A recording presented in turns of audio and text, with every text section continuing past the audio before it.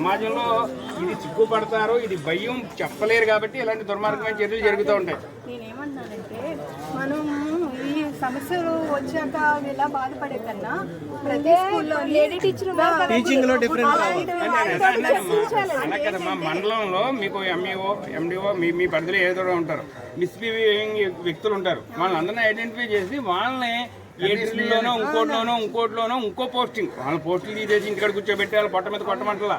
వాళ్ళకి జరిగిన సంఘటన గురు బ్రహ్మ గురు విష్ణు గురుదేవో మహేశ్వర అని తల్లిదండ్రుల తర్వాత అత్యధికంగా గౌరవించే వ్యక్తి సమాజానికి బాటలు చూపించి బాటలు వేయవలసిన వ్యక్తే మరి ఇలాంటి చర్యలకు పాల్పడడం చాలా హాస్యాస్పదం.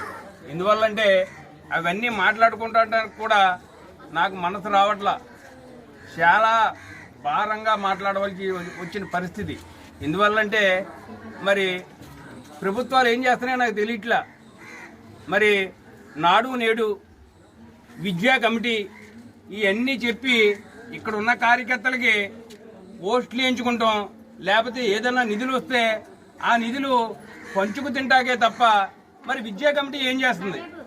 ఒక 5 సంవత్సరాలు బట్టో 3 సంవత్సరాలు బట్టో సుదీర్ఘంగా ఇక్కడ పిల్లల పైన అకృత్యాలు జరుగుతుంటే ఈ గ్రామంలో విద్యా కమిటీ ఉంటుంది, అలాగే ఈ స్కూల్కి విద్యా కమిటీ ఉంటుంది. ఈ విద్యా కమిటీ ఈ స్కూల్లో చదివే పిల్లల పేరెంట్స్నే వేస్తారు.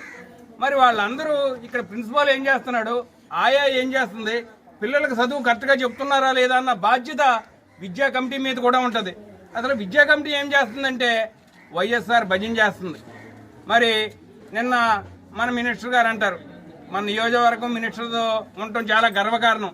కానీ మన మినిస్టర్ గారు ఏమంటారంటే మన జగనన్న తీసుకున్న నిర్ణయాలకి కేరళనే బీట్అవుట్ చేసేసాం, విద్యలో మొదటి స్థానంలోకి మనం వెళ్ళిపోతున్నాం అని ఇంకో చదువురాని వ్యక్తి చదువు గురించి చెప్తాడు.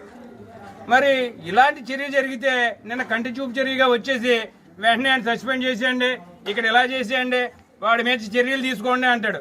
ఆడికి అసలు బ్యాడ్ రికార్డు ఉంది. ఆడు గతంలో పనిచేసిన దగ్గర కూడా ఇదే బ్యాడ్ రికార్డు ఉంది. అలాంటి వ్యక్తికి మీరు పోస్టింగ్ ఎలా ఇచ్చారు?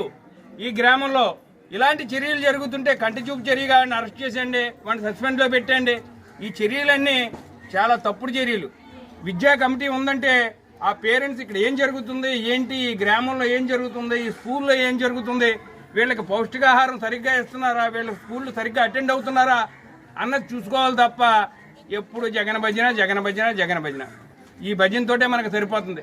ఇంకా మన హోమ్ మినిస్టర్ గారు మహిళ, ఒక మహిళలకు జరుగుతుంది ఒక బాల్యంలో మొగ్గ మీద జరుగుతున్న చర్యను కూడా మరి మన హోమ్ మినిస్టర్ గారు ఖండించట్లేదంటే ఆవిడ మహిళ అనుకోవాలో లేదో మరి నాకు తెలియట్లా. ఎందువల్లంటే మహిళ అంటే మా తల్లితో సమానం, నాకు జన్మించిన తల్లి కూడా మహిళే, నాకు మహిళలంటే గౌరవం, అందువల్ల నేను ఏమీ అనలేకపోతున్నాను.